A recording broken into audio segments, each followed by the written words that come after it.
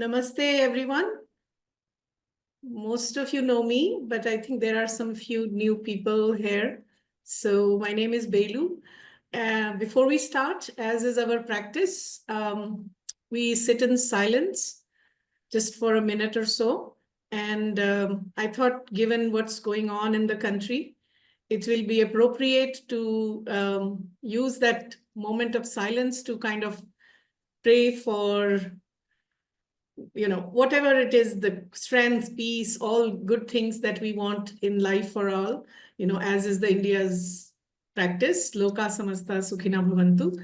But just to bring us out of the silence, I thought I will read two stanzas from Sri Aurobindo's Durga Stotram, Hymn to Durga, that kind of fit in with the mood that we are having in the country. So we start with silence, and then I'll read the two stotras and we'll start. Mother Durga, slay the enemy within, then root out all obstacles outside.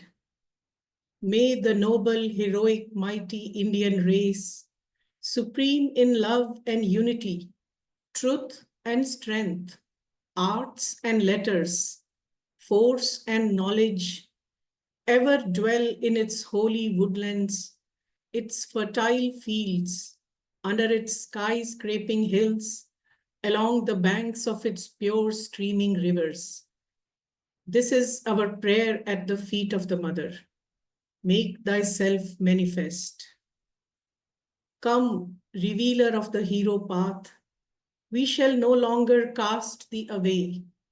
May our entire life become a ceaseless worship of the Mother. All our acts, a continuous service to the Mother, full of love, full of energy. This is our prayer, O Mother. Descend upon earth. Make thyself manifest in this land of India.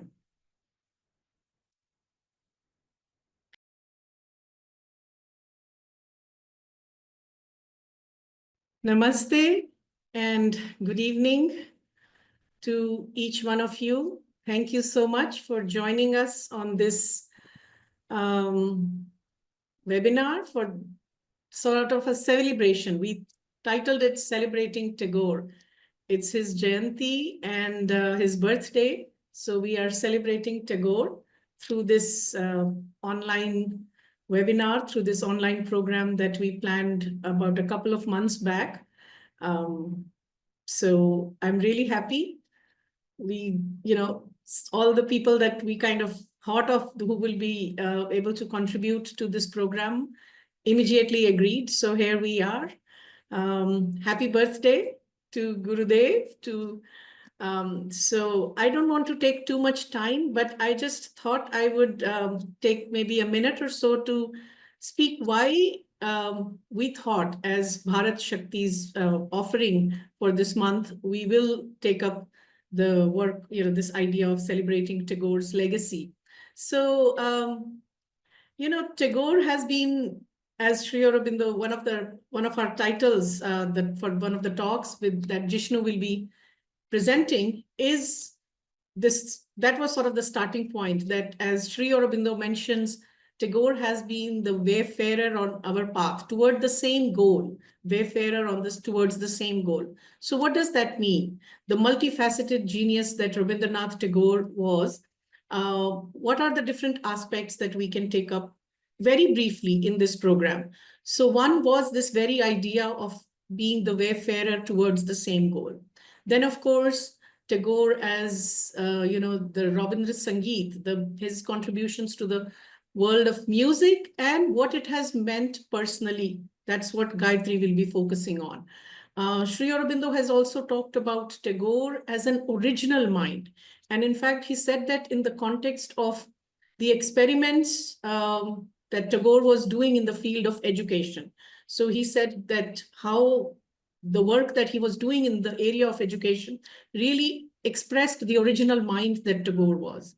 And then in the context of his poetry, Sri Aurobindo talked about that his genius had to do with the absolute novelty with which he kind of, and absolute originality with which he sort of absorbed the whole spirit of Vaishnav poetry that was popular in Bengal in particular.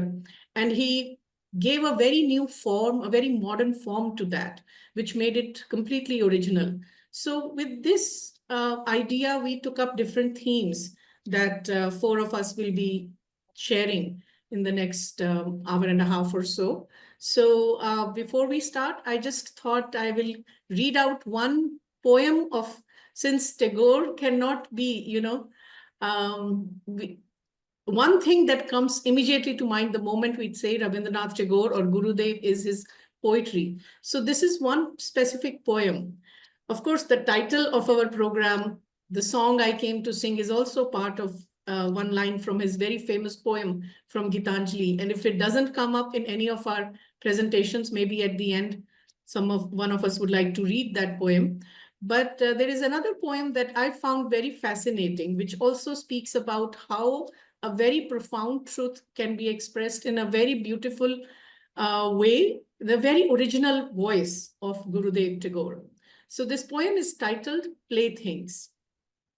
And it has a connection with his work in education, which is the topic that I will take up. So that's why this made more sense to me in thinking of, what I would like to share at this point.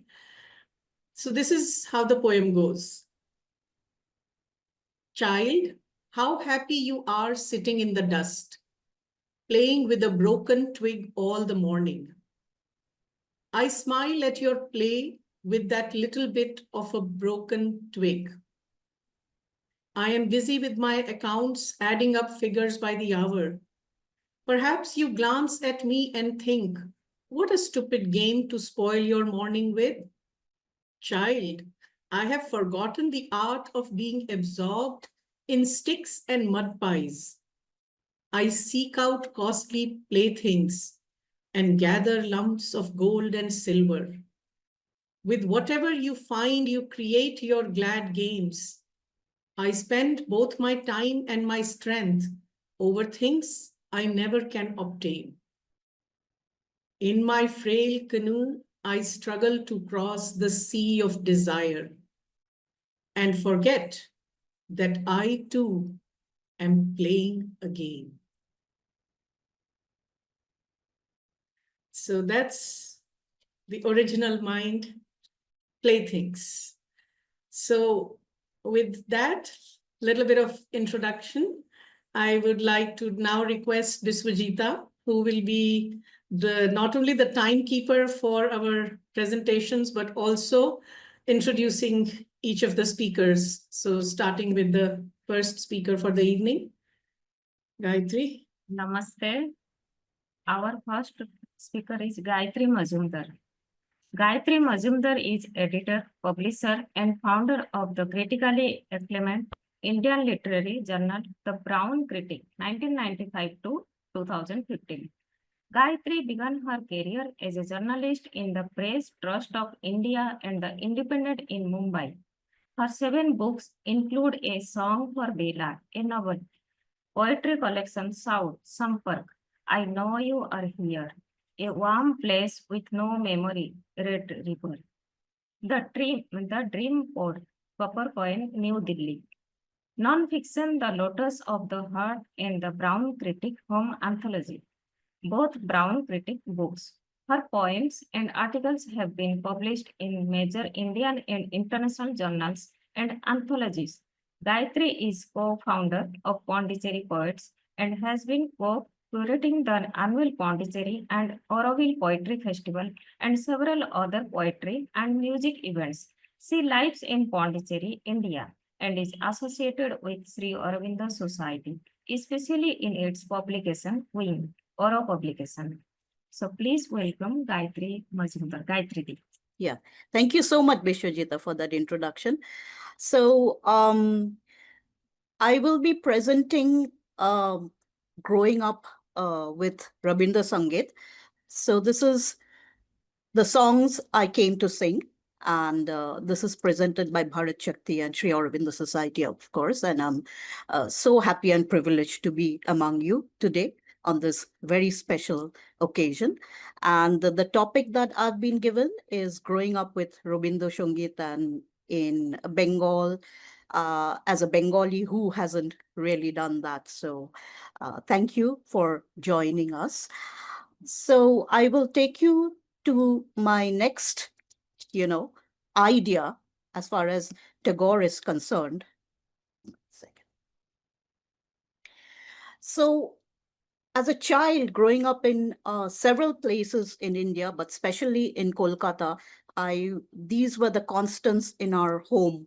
Of course, a harmonium, a long playing record player, and Gito Bitan. And so we would hear these songs constantly. And there was these songs that Gito Bitan had, which were of based on different themes: Pujo, love, prem, Swadesh, Bichitro, Anushtanik, Prokiti, as you all know, his love for nature and almost everything, the entire range of life and human emotions, Tagore gifted us as growing up. It was not like that we had to turn the pages. It was so ingrained in us, these songs that Tagore gave us.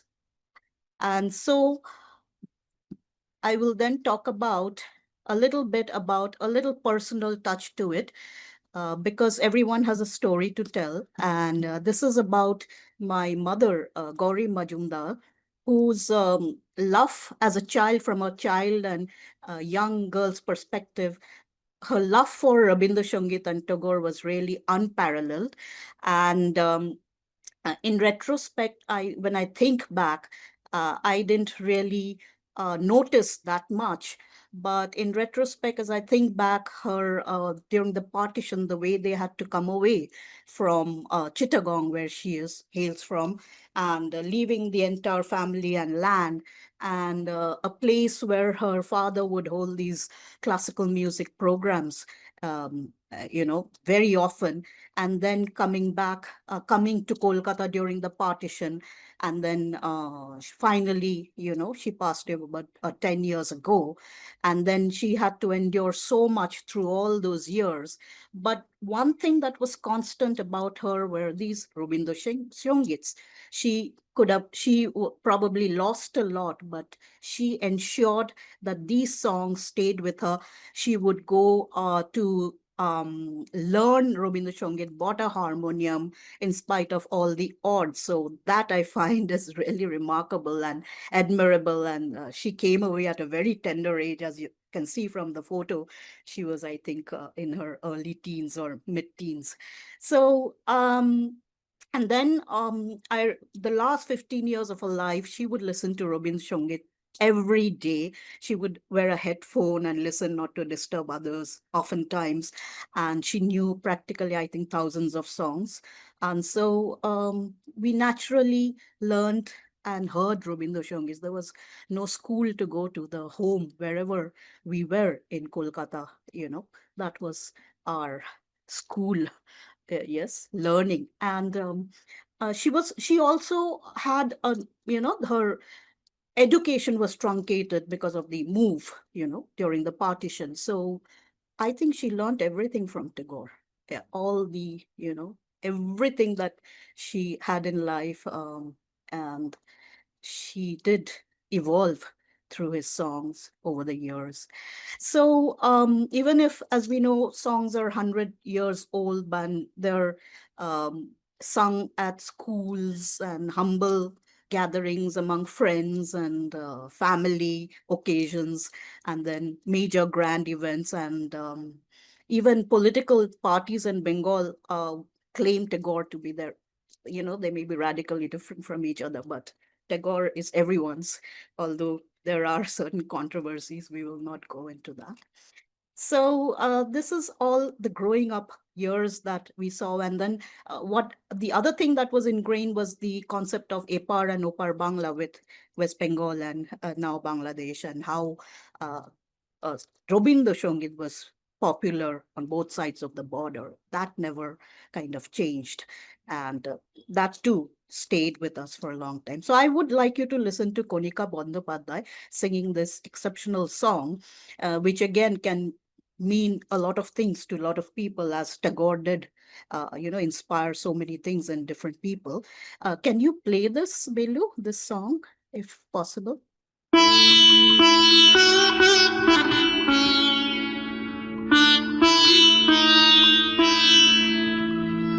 আমার সকল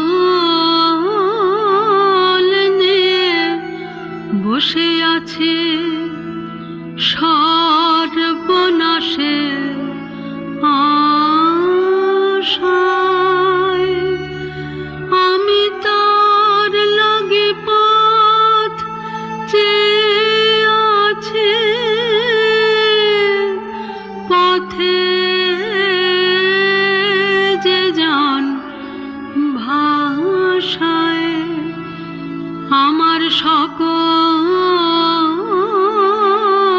নিয়ে বসে আছে।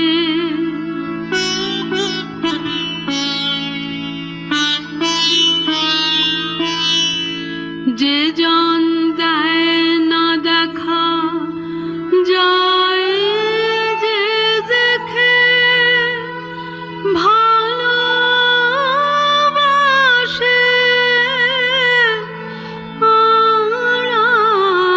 আড়াল থেকে যে জন দেয় না দেখা যায় যে দেখে ভালোবাসে,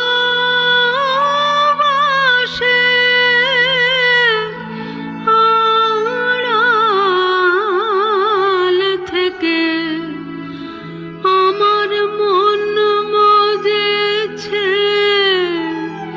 সেই গভীরে, মন মজেছে সেই গভীরে গোপন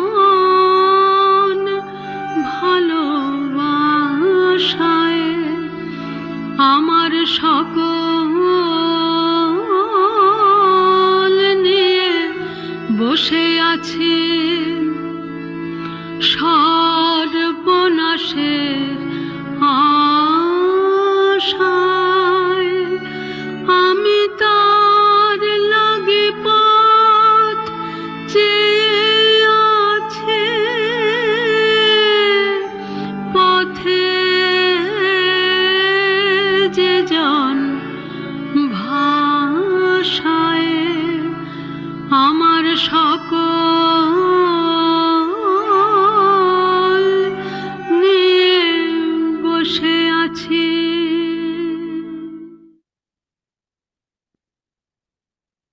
Thank you for playing that, Belu. So this is rendered by Konika Bandyopadhyay, one of our favorite Rabindrasangeet singers. And we would often look forward to a single song sung by different singers. Maybe we can move to the next slide. I think it has to go, yeah. So these are some of the very popular singers, as I was saying, Konika's, tonal nuances and depths of, how they render these songs. A single song would be rendered by different singers in different ways, and we look forward to listening to each of them. And these are very well-known singers here. You can see most of you know them. Debobrata Bisha, Shuchitra Sen, Konika Bandyopadhyay, Rezwana Chaudhary from that side of the border, Proshun Mukherjee, and there are many, many more, Chinmay Chatterjee, the more recent being Shrikanta Acharya. There are many contemporary Rabindrasangeet singers, a younger lot, who some of them are very good as well. But these are the ones we've grown up with. These are the stalwarts. And there's a quote I have here, which is hidden because of this thing that's appearing. So a quote from the quote says that, Bengal has been, why is Bengal so obsessed with Tagore? Because it has been declining. There's been a decline in all aspects of Bengal after him. So probably, you know, Bengalis want to hold on to that culture, which they call Amader culture. And that's why, that's one of the reasons. And of course, there is this, these singers who have, you know, they themselves are humongously popular, and the way they have brought in Tagore into our lives, that too plays a huge role in making Tagore accessible to everyone. And we know that all his writing has been for the common person. And as I mentioned earlier, you could be interpreting the song that I Belu just played in so many different ways. Those who understand Bengali would surely know that it could mean anything, that song. So that's the, you know, inspiration and stature of Gurudev. So we move on to the next slide. I hope I have some time. And I have listed some songs which most of you've probably heard. These songs are songs everyone knows. I don't know if anyone there would like to even say it out loud, like songs like Tumi Robe Nirobe, or Purono Shei Diner Kotha Bulbi Kire Hai, or Shedin Dujone, my mother's favorite, Shedin Dujone Dule Chilu Bone, Phulo Dore Badha Jhulona. I hope all of you understand the meanings. Then Kano Jamini Na Jete Jagalena, Bala Horo Moli Raja, and Mone Robe Kina Robe Amare. This is a humongously popular song that's sung almost at every event. And so as I said, you know, as one grows, these songs come back to you. And I've been hosting some events in Pondicherry here as well, as there's a large population of Bengalis, and we inevitably begin our programs with some Rabindrasangeet, at least a Rabindrasangeet, yes. And then there is Jodi Tor Dak Shune Kyo Na Ashe, of course, the famous song which he wrote mostly for Gandhiji. And if anyone wants to, you know, sing one of these songs later, that would be great. So I don't want to take much of your time. I just wanted to mention that this offering on Kobi Guru's 164th birth anniversary is from a perspective of a child, because that was my education. Somebody says, when I can sing, of course, that would be nice. We'll go back to Indrajit, we'll go back to that later. Thank you. And so it's not an academic researched, you know, work. It's something that was so natural to us growing up. And then we were able to hum so many of his songs. You know, it just came up naturally, which is deeply rooted in our subconscious. And these are not just one or two songs. The more I looked at Gito Bitan, I was looking at, and by the way, this is a little sketch by Tagore, ink on paper to your right, if you can see it. And it's like, oh, I know this song as well. So there are probably hundreds of songs that we were accustomed to hearing so often that we know them by heart. And but having said that, I'd like to conclude that growing up in our household with these songs, Tagore as a philosopher and as a mystic too would leave an indelible mark on me, especially his vision of internationalism. He lived through the wars, and brother sisterhood, and what he called his refuge in humanity. And I take a little line from Gitanjali, a couple of lines, where he says that, let all my songs gather together their diverse strains into a single current and flow to a sea of silence in one salutation to thee. So let all my songs gather together their diverse strains into a single current and flow to a sea of silence in one salutation to thee. So this is an gratitude and love for Tagore and everyone who's present here. I'm really delighted to be a part of this because, as I mentioned, it's not academic exercise, but thank you, Belu, Narendra. I can't see him, but Narendra, Bishwajita, the entire Jishnu who's present here, and the entire team, all those who have tuned in, and especially tribute also to my mother in a way, and to everyone who's tuned in. Thank you. I hope this is a great evening for all. Thank you, Gayatri Devi. Thank you so much. You're welcome. Thank you. Thank you. I know maybe we'll take up some questions, and I think we'll probably also take up Indrajit's offer to sing. I know he sometimes sends me recordings of, he's been part of our programs for some time. But I just had one quick comment before we move on to the next thing. Yeah. I know maybe many people who have joined understand Bengali or are Bengalis among the panel today. I am the only non-Bengali. I mean, Narendra is a Telugu who is Bengali. I don't know what Narendra is, but if you can just in one or two lines give me the essence of the song that we played. I mean, not maybe it's for the benefit of other non-Bengalis also. Just quickly. So the first line is itself, like a, explosion. It says, "Ami shokol niye boshe achi." I'm sitting here with everything that's possible, hoping for disaster. I hope I'm right, So, and then he talks about this love that he's waiting for, this gopon bhalobasha, secret love, and waiting, who loves me from, aside, not very openly.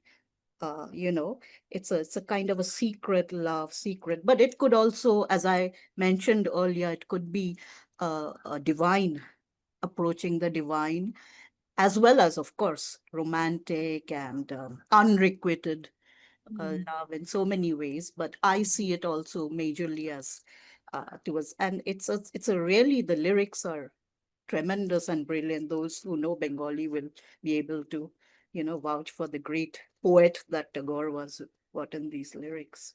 Yeah. Somebody else can also talk about this. Sure. Wonderful. Wonderful. Thank you. Thank you. I think we got the gist. Yes. So we'll move on to the next one. Next. I just didn't want other non-Bengalis also to feel left out. I think there were one or two messages of non-Bengalis. So I thought, just in the interest of inclusion, we'll take a moment. We can put up a translation, but it's untranslatable, really. Okay. I mean, Okay. Well, answers, but of course we can do that. yeah. Okay. Thank you. Thank you so much. Thank you so much, Gayatri.